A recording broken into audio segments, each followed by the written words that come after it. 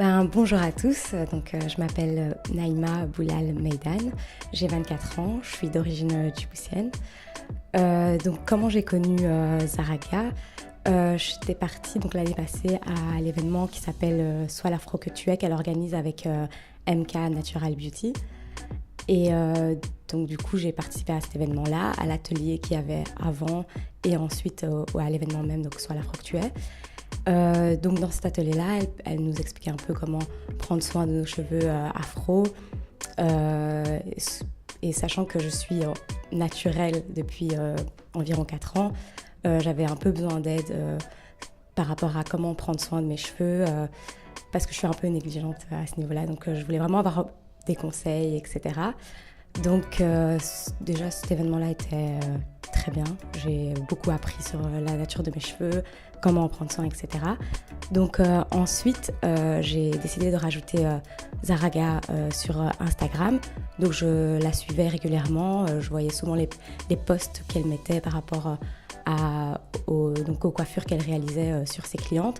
Et déjà là, j'étais un peu intriguée. Je me disais, j'aimerais bien pouvoir me faire coiffer une fois chez Zaraga, sachant qu'elle prend vraiment soin du cheveu de la personne, chose que certaines coiffeuses ne font plus vraiment. Elles se contentent juste de faire leur boulot et après elles ne font pas vraiment attention à la nature du cheveu de la personne.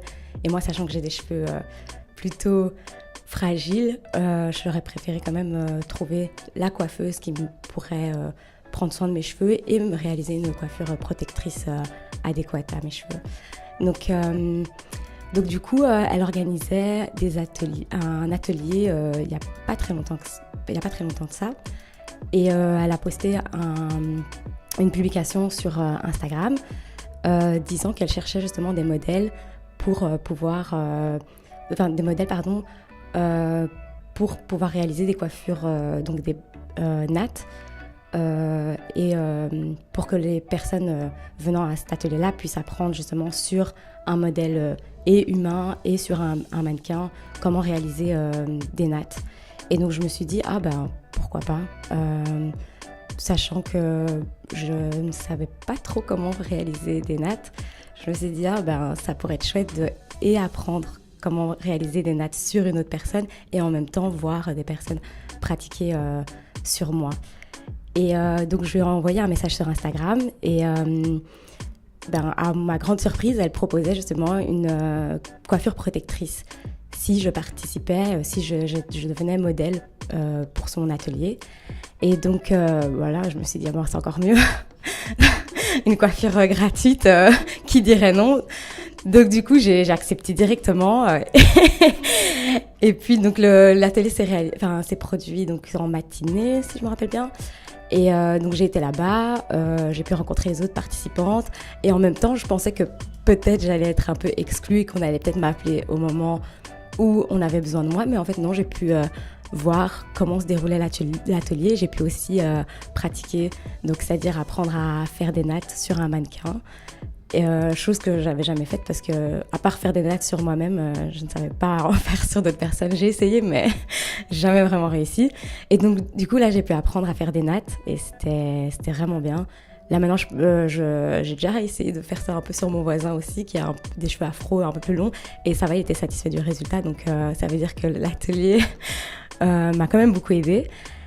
Puis ensuite, l'atelier en soi s'est passé super bien, j'ai fait de superbes rencontres et Sandrine a super bien expliqué comment réaliser des nattes. Du coup, après ça, j'ai eu droit à une coiffure protectrice, donc j'avais le choix soit entre des nattes ou alors des braids. Et moi, comme j'adore les braids, j'ai choisi de faire des braids. Et là, c'était la deuxième fois que j'en faisais de ma vie. J'avais juste fait une seule fois des braids et ça s'était pas trop bien passé parce que la coiffeuse avait un peu trop serré, donc j'avais énormément de douleur. Le premier jour, j'ai dû prendre des dafalgans.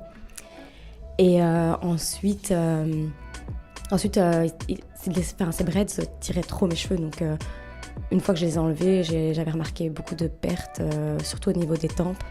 J'avais perdu quand même pas mal de cheveux, donc j'appréhendais un peu de refaire des braids, mais comme je savais que Sandrine est une experte capillaire, je savais qu'elle allait prendre soin et qu'elle allait vraiment s'adapter à mon type de cheveux. Donc j'ai été là-bas, j'ai pris rendez-vous juste avant de partir en vacances parce que j'avais besoin d'une nouvelle coiffure avant de partir en vacances. Et ça s'est super bien passé, je suis arrivée, j'ai été très bien accueillie, j'ai pu regarder Netflix pendant qu'elle me coiffait. Et puis surtout, elle a été super douce avec mes cheveux. Et ça, j'ai pas l'impression qu'il y ait beaucoup de coiffeuses qui font vraiment attention aux cheveux. Donc elle ne tirait pas vraiment, donc j'avais aucune douleur pendant la coiffure. La coiffure a été réalisée assez rapidement, en 4 heures je pense. Et puis comme je regardais des films sur Netflix, le temps est passé super vite.